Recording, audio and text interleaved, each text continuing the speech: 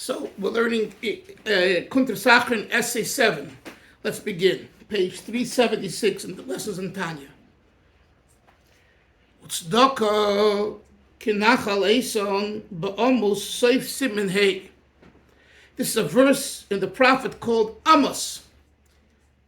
And the verse says like this: and charity, tzedakah, like a mighty river. Nachal is a river, Eson is mighty. The verse begins by saying that justice should become manifest like water that gushes into revelation from the hidden depths of the earth. It goes on to say that tzedakah, charity, should likewise reveal and maintain its intensity like the surging current of a mighty river. In Hebrew, that's Nachal Eitan.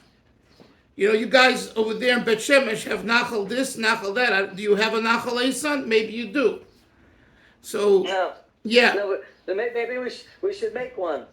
Okay, I suggest that you start one in your alley or your street. Okay. Pirush, what does this mean? So we have a verse. Thank you. What's the connection between a river and tzedakah? And not just a river, but a mighty river. Pirush, the spiritual meaning is just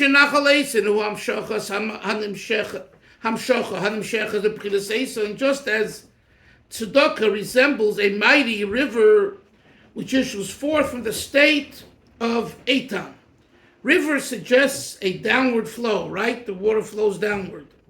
In this case, emanating from Chokhmah, which is termed Eitan.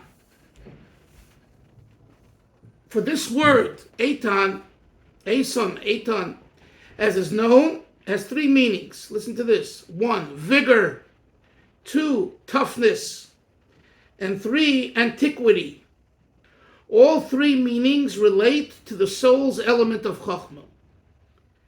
You've heard the expression, you have an old soul. So one of the interpretations of Eitan is antiquity, an old soul. Old, in the sense of not old and decrepit, old and stale, old and tired, old and broken bones. No. Old in the sense of experienced. You have a neshama that's truly experienced. So us guys with the white beards,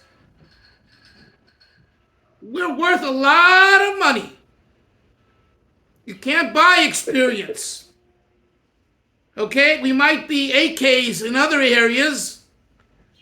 You know, we got a body ache to the right and a body ache to the left, and a oy and a shmoy and a boy, oy vey.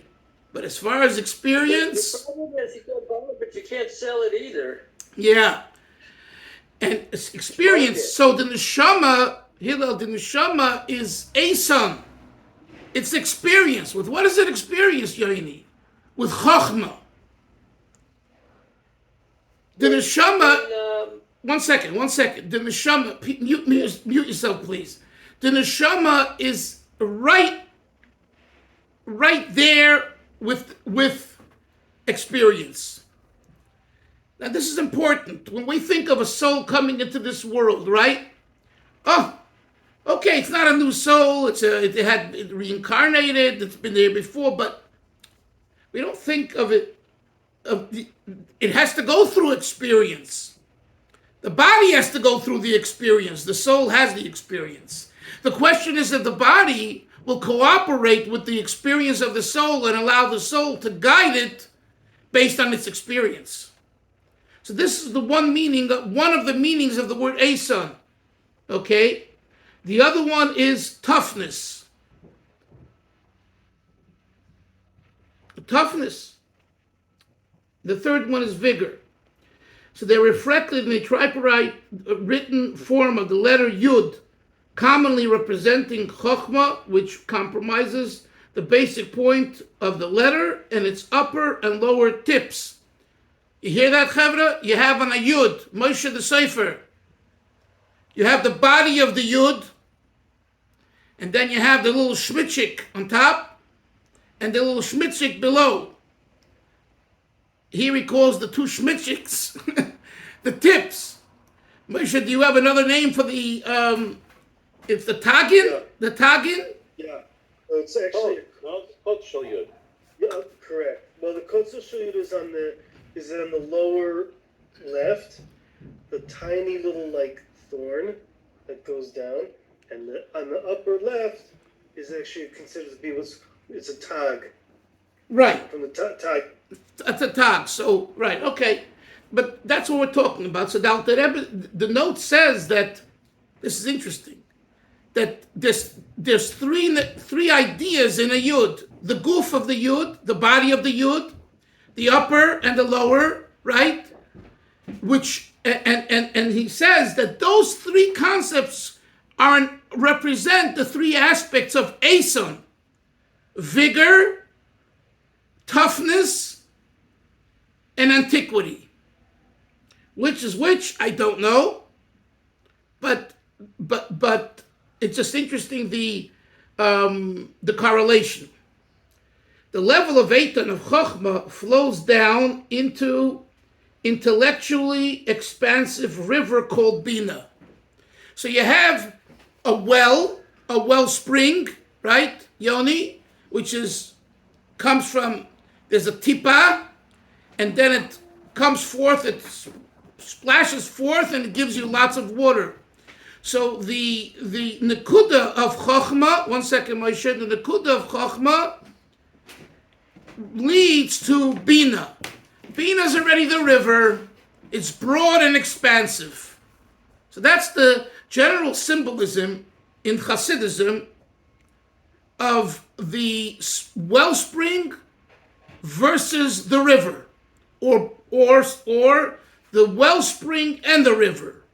The wellspring is demonstrative of Chochmah, of Nekuda, of Yud, and of, I would say, probably the body of the Yud, and the tip, the coats, the tag, whatever going down would be the way Chochmah already extends itself to Bina, ultimately leading to the platform of analysis and development, i.e., like the width and breadth of a river.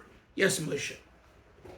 Yeah, Rabbi Dalfin, I was looking here on the notes here.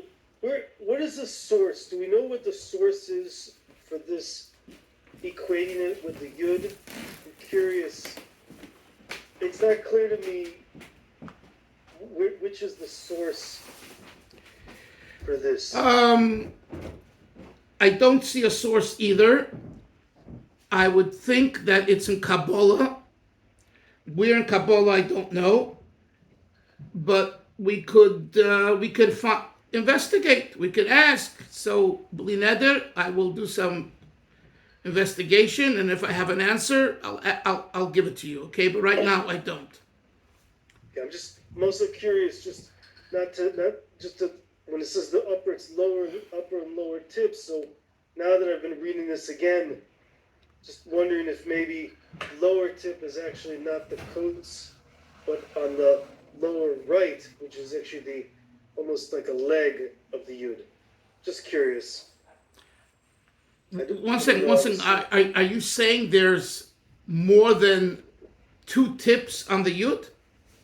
Well, depends how you look at it. You know, again, if it's upper, when it says here upper tip, so there's only one upper tip. That's the tag on the upper left.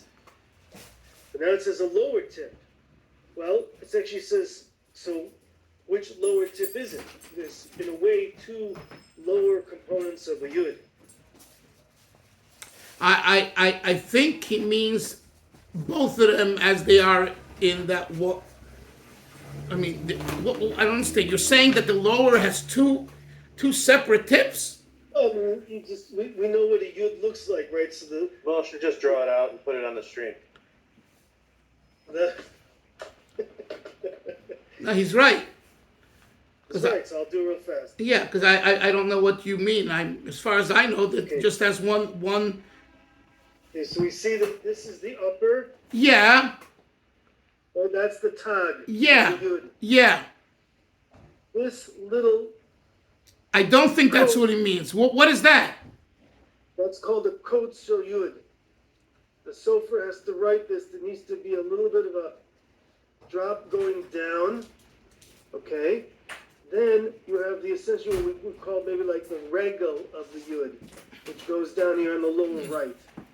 Okay, so that's very interesting. I'm so happy you pointed that out. I don't know which one he means. I don't know. Okay. So no. This is very important to know what it says in Kabbalah. This is before you cannot understand it and talk about it. You have to know what the facts are. So, I'll ask people I could ask. Okay, so let's go back to the text. Shehi B'chinas Nekuda Beichola. In this state, it is known in Kabbalistic terms that the point in its chamber. Let's read the note. This phrase can refer either A, as above, to the seminal point of Chochmah being drawn into the broad chamber of Bina, or B, to the essential self-nullification of the soul that derives spontaneously from Chochmah, which transcends the loving self-nullification that is consciously produced by the meditation. I'll explain, exercised by Bina, being drawn into the innermost point of the heart, the chamber for the issue from Chochmah. In other words, I guess, when there is a feeling of the heart to be nullified to God, one of them could be a feeling that is bereft of self, and one has self. Chochmah leads to, because Chochmah itself is nullification, is nekudah, is point. It's conditionless. It's right. It's a nekudah. So therefore, what's the result of it? A nekudah-like feeling. But the nekudah-like feeling has no taste, because it's nekudah. It's point. Bina is already expansion. Expansion comes because the way to get to the expansion is through analysis and development. For that you need a platform. For that you need data. And when you have data, you have geschmack. You have the joy. So that's what he's saying over here. V'trein reyin v'chulu. These two, the Zohar calls Chochmah and Bina a great, beautiful way. Two comrades who are inseparable. The Hebrew for that is Isser, not the Hebrew, Aramaic. Trein reyin de lo, misparshin. Lo is the word loy, misparshin is porush, to separate. Two friends. Chochmah and Bina are friends. Famous story with the Tanya, when his prodigy student Rabbi Acharon Halevi of Strashela, whose best chaver and chavrusa learning was the Mittler Rebbe, the son of the Alter Rebbe, departed ways with his chaver. But before they departed, someone saw them in the street, walking together, hand to hand, shoulder to shoulder, brother to brother. And the chassid said to the Tanya, I saw your son and your ardent student, Rabbi Acharon, walking with such great love. And he said, it's like trein reyin de lo misparshin. They're so tight, like Chochmah and Bina are tight with each other. That was the expression that the chassid used to the Tanya. And one second, Hillel. And the Tanya said in response, Halevai de lo misparshin. Oh, I just wish, Menashe, that they won't separate. He saw with his prophetic vision, he saw that one day after he passes on, there will be a separation. Rabbi Acharon felt that the Mittler Rebbe is not communicating the oisiyos, the actual words that the Alter Rebbe said, because of his great lengthy discourses. So they're not there. And the Mittler Rebbe said, yes, I do write and I do say very lengthy discourses, based on my father's teachings, but they're absorbed in there. They're there. Go find them. And by Chabad Hasidim of Midayra Doros, from the beginning, Oisius Harav, the words of the Rebbe, referring to the Maimer Chasidut, was paramount. And that's why, just for your information, Chevre, the Rebbe, the two Rabbeim that didn't edit their own Maimorim was the Alter Rebbe and our Rebbe. All the 5 Rebbes in between wrote their own Maimorim, pretty much. They said it, and then they wrote it. And sometimes there were discrepancies between the way they said it and the way they wrote it, but that's a different story. But regardless, they wrote most of the Maimorim. When a Rebbe himself writes a Maimer, Hasidim believe that it's Divrei Elokim Chaim, it has the holiness from the Tzaddik, from the Rebbe who wrote his Maimer.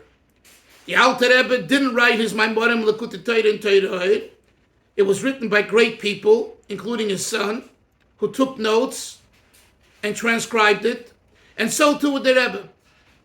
Until in 1986, when Rabbi Yoel Kahn submitted a Maimer that he prepared, and the Rebbe edited it, and from that day on till he had a stroke, he edited what today is found in the 6 volumes called Sefer HaMaimorim Melukit, volumes 1 through 6. What about Basi Lagani? Including Basi Lagani, the Rebbe did not edit fully, or the majority of the Basi Laganis. He did not. I think the first Basi Lagani that he said in Tafshin Yudalev in 1951, he edited more of it. But by and large, the 35 to 40 years that he said Basi Laganis, he did not edit. And the Hasidim asked him, Rebbe, but Rabavich Rabbeim write their Maimorim, and we want that too. You understand? An unedited Maimer was considered like you and I writing. a little better. But nevertheless, it didn't have what we call the Gushpanka de Malka, the seal of the king. In other words, you heard it, even if you heard it on a tape, but nevertheless, a Rebbe, when he came to writing the Maimer, there were changes that you don't have, even if you wrote it verbatim from the tape. So they asked the Rebbe why he doesn't write his Maimorim. He says, would you rather I don't answer hundreds of people who have sent letters that are life and death issues and even advice issues that are very important for the time that it takes to edit a Maimer? And of course, it was a no-brainer, and he didn't do that. Again, until Rabbi Yoel, who put all the work into preparing a Maimer, sometimes 50 plus hours, sitting for 3 days, practically 24 hours a day, with total silence. I've told you this.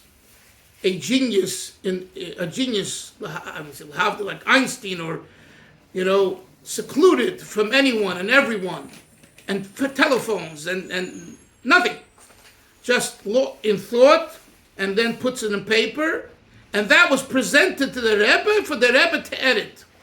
And Baruch Hashem, we got from 86 to 92, 6 years of those Maimorim as they are in those 6 volumes, right? So why am I saying this?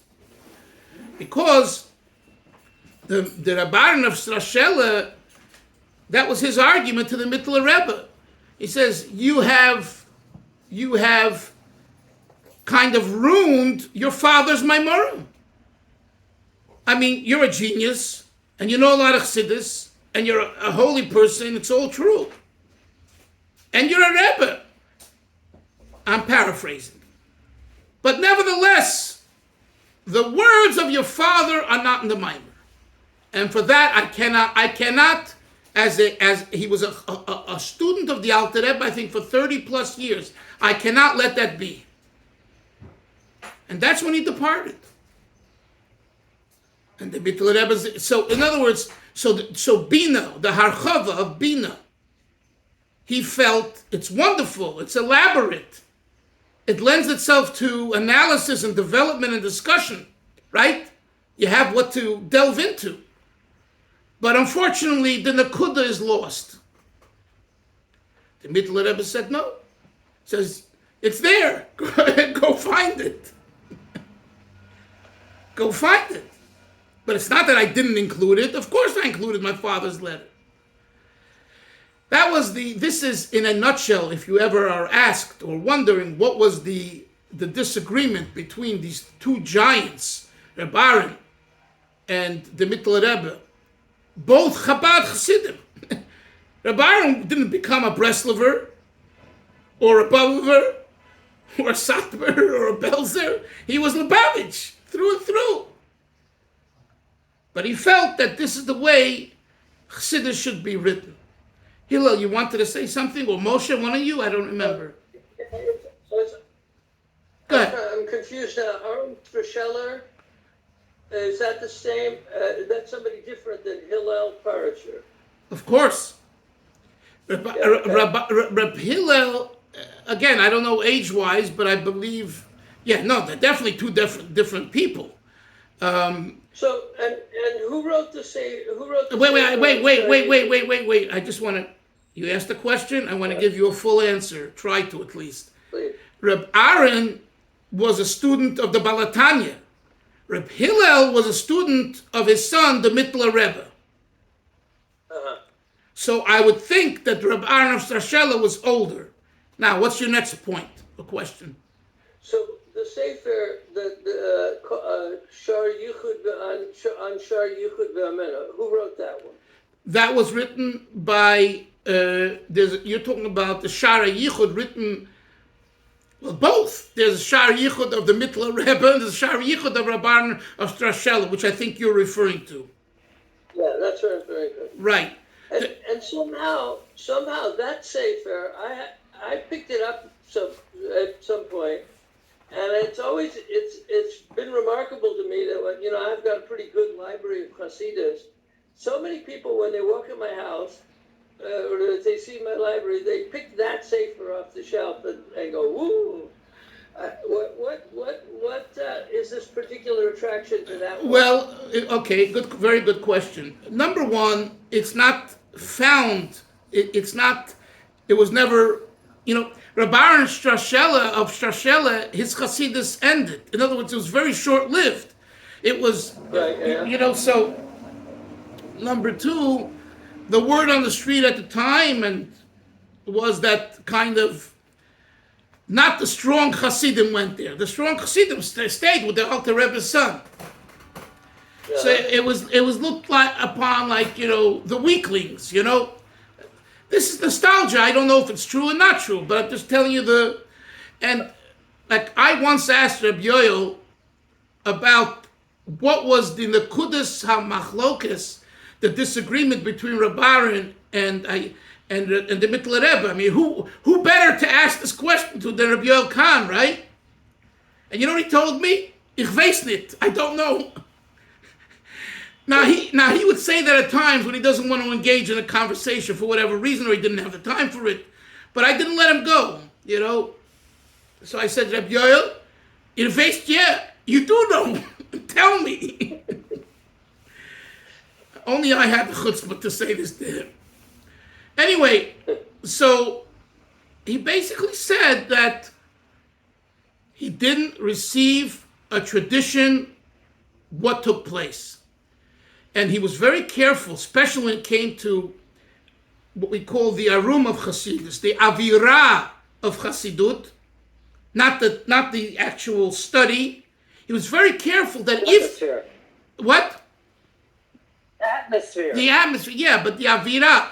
He was very careful. If he heard it from his father or older Hasidim, he would repeat it because there was a chain, a tradition.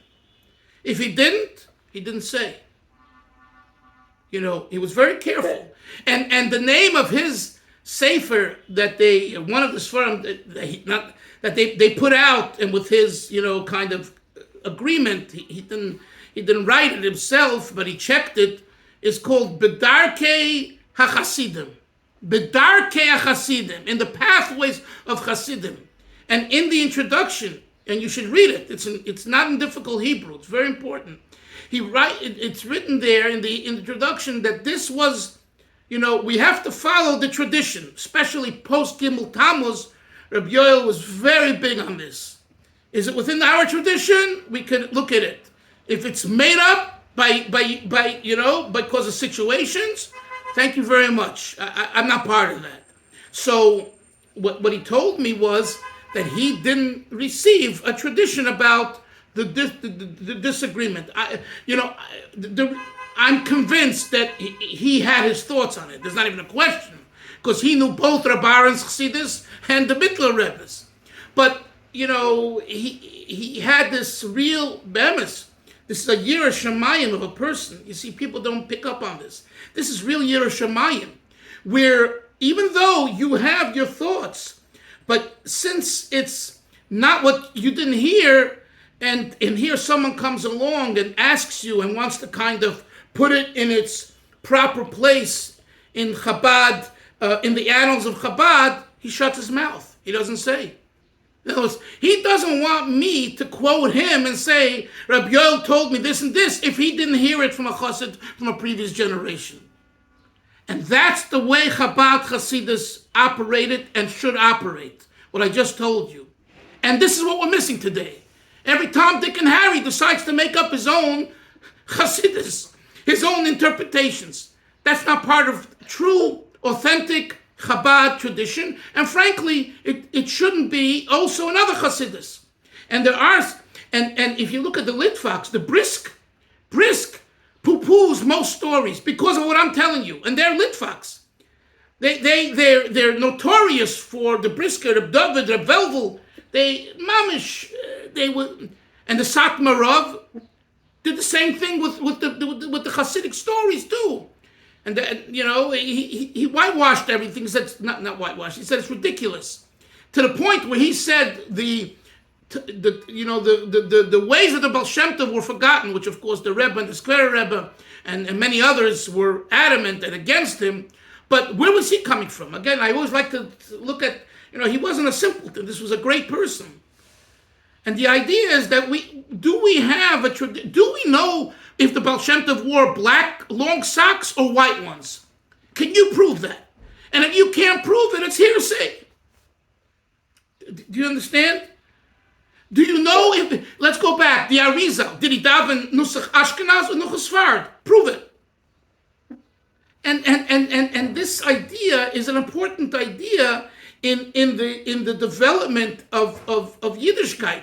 Now, if a group of Rabbonim, Rebbes, Gedolim, whatever, they say that the time calls for this and this, okay, they have Koyach HaTorah, and they're allowed to, and Gosh, and every community has their minhagim and their things.